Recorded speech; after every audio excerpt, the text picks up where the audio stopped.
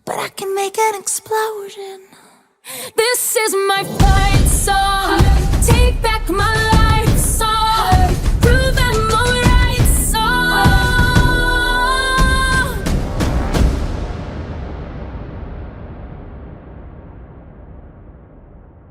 I believe like we can do anything. But at the end, we all have our own weaknesses. So weaknesses necessarily not a failure.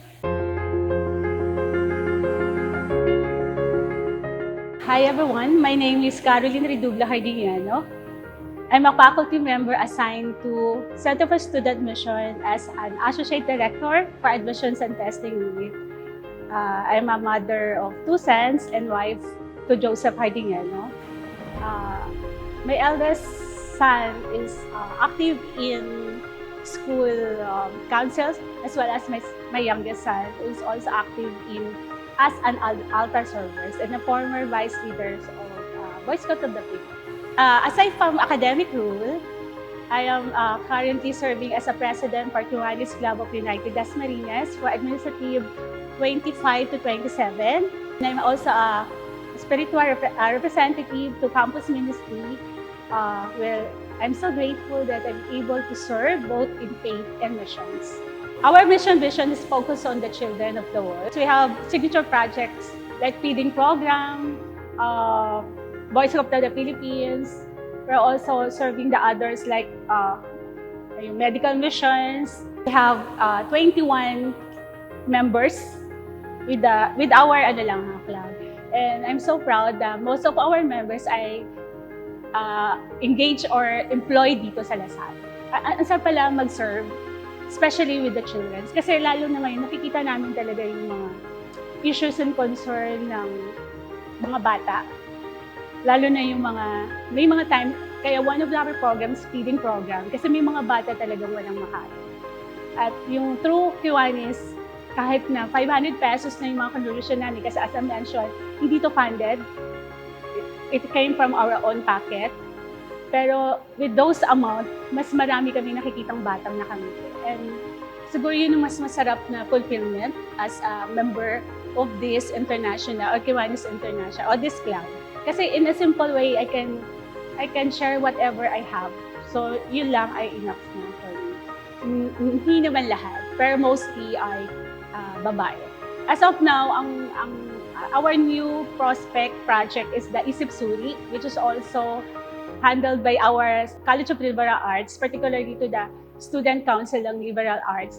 Isip Suri is basically the psychological assessment given to the public school, kasi ito yung mga walang assessment before the end. Ito yung mga may special needs without assessment that they need to articulate in order to know what is their status when it comes to their physical and mental aspect.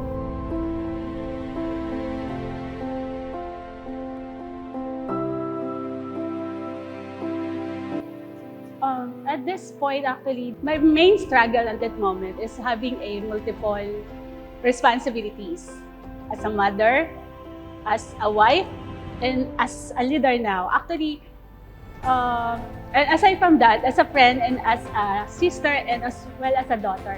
So marami talaga siyang rules.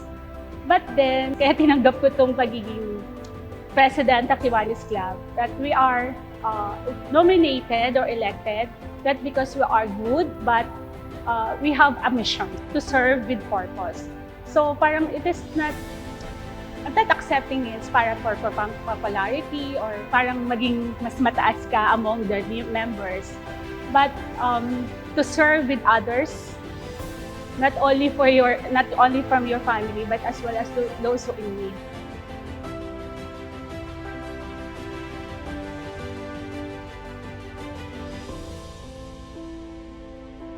Okay, don't stop being a mother. I love being a mother kasi dalawa lang naman anak ko. We are a daughter, we are a sister, a friend, and a woman full of dreams and passions. Gawin mo pa rin kung ano yung gusto mo. Alam ko mahirap kasi talagang house chores pa lang, so, di ba, parang so drain ka na, gusto mo na matulog, ayaw mo na lumabas. But eventually, we are human. So sometimes we need to be babied and feel like Disney princess. So women pa rin tayo at the end. I believe like we can do anything. But at the end, we all have our own weaknesses. So, necessarily, not weaknesses necessarily not a failure. But pero ito yung way natin to stop, to rest, and to acknowledge other potential. Kasi kung di, ikaw na lang magaling. And then, yun, stay well.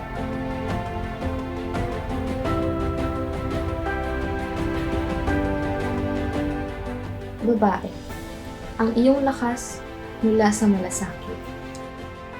Ang tatag na mula sa iyong puso, ang bawat pagsubok na iyong hinarap.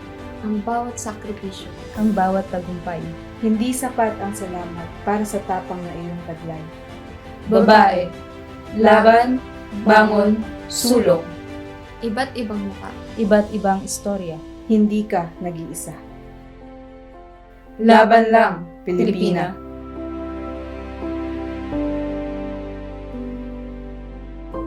but I can make an explosion. This is